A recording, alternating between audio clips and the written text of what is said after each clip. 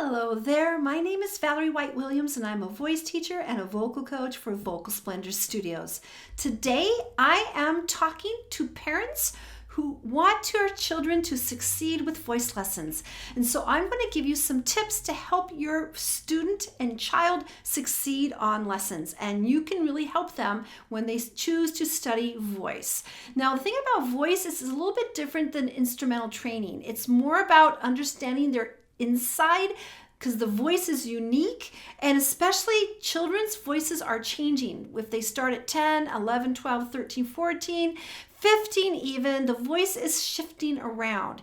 And it's really more about muscle memory than it is actually external learning like piano and tips, because we use our voice all the time. We're learning to coordinate our voice more like athletics than instrumental training. So here are my tips. Number one, I think it's best that your child has a place that's private to practice.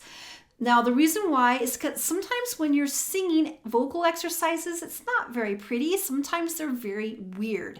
And of course, children that are like from 10 to 15 often do not want to feel weird, and they're probably not likely wanting to practice in front of you. So if they have a private place where they can do their lesson material in their room or a private location, they're going to be more likely to practice on a regular basis.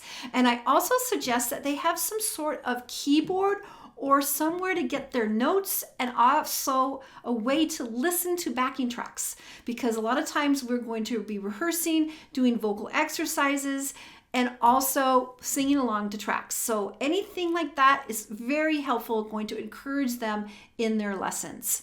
Okay, the next thing is I think parents can encourage a practice routine. So like anything, we need to practice the lessons in between the time we go to the lesson. So going to practice, we want to have like a regular practice routine each day. And it doesn't have to be excessive. It's really age appropriate. For younger children, maybe a 20-minute practice is better. For middle schoolers, it might be a bit better to go longer. And again, it can vary if they're working on a performance, but regular practice is going to be helpful.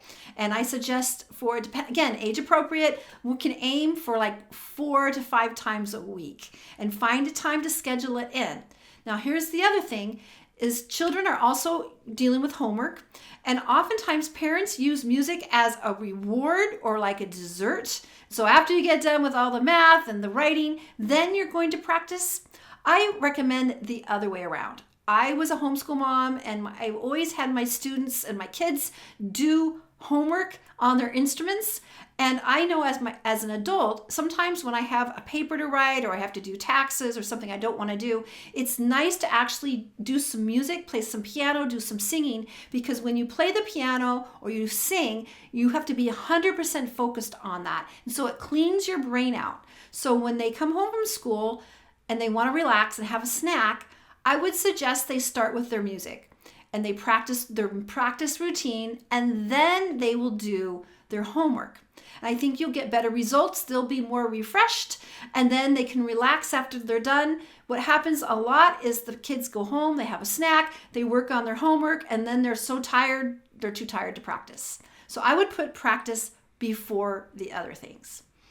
Also, the next thing is I want to make sure that you are very encouraging to your young student, because again, they're growing, they're still getting comfortable with their body. It's not like an instrument which is external. They are getting comfortable with their own voice. And so it's very important that you are very encouraging no matter what you hear, because it's my job to fix things, and sometimes voices take a little bit longer to settle in. Some people have natural ears and the voice is easy. Other people have more challenges. So please don't tell your child that, you have a voice like Aunt Marge who is tone deaf. Those things can cut a singer's ability to want to sing for a lifetime.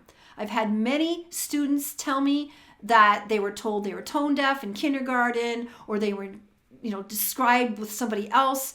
Please don't do that. Every singer needs to have a chance to explore their own voice. And what we do in voice lessons is to bring that consistency. Again, because the voice is like sports. It's coordination, and they're growing into their instrument. So there's a lot of pieces going on with that. So please be encouraging and try not to tell them what to do when they're practicing, which is why we need that private space. And then the very last thing that's helpful, and this is something that a lot of parents struggle with, is very often students that are, say, under 15, 10, 11, 12, especially middle schoolers, don't want to sing in front of their parents. I've seen this again and again and again. And so a lot of parents will even threaten taking away lessons because they don't want to sing in front of them. This is developmental.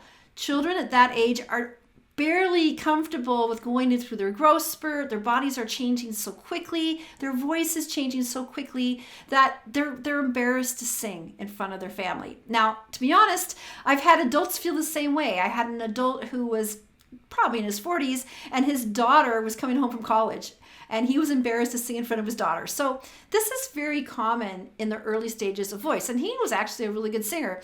But especially for the young students that are still going through puberty, they're very embarrassed, they're very shy, they're very tender, and don't take it personally if your son or daughter does not want to sing in front of you, because that's totally normal. Sometimes it's much easier to sing in a concert setting where there's a big audience that's away from them than actually someone who's right there in your face. That's the hardest, to sing in front of somebody who's right there in front of you. So as they get more confident with their voice, as they get more performance opportunities, they will sing for you. But try not to push them at that age because it's just kind of developmental. I can tell you so many stories about parents that want their kids to sing in front of them because you want to get, hey, I'm paying for lessons. I want to hear the results.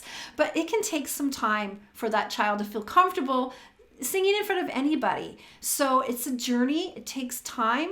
It's coordination. And music is for everybody. So it doesn't matter where your child starts. If they start with a beautiful voice, they have great ear, great control, or they're somewhat tone deaf. Because you know what? We can train that as well. And if you reinforce the negative, it's going to make them feel more uncomfortable. So be supportive, trust the teacher, and give them space and privacy to explore their voice. Because if they keep going, you'll be so glad you did. All right. Please let me know if these tips will help. If you have any more tips for children taking voice lessons and support with parents, I'd love to hear about it in the comments below. All right. Take care, and I'll see you next time. Bye.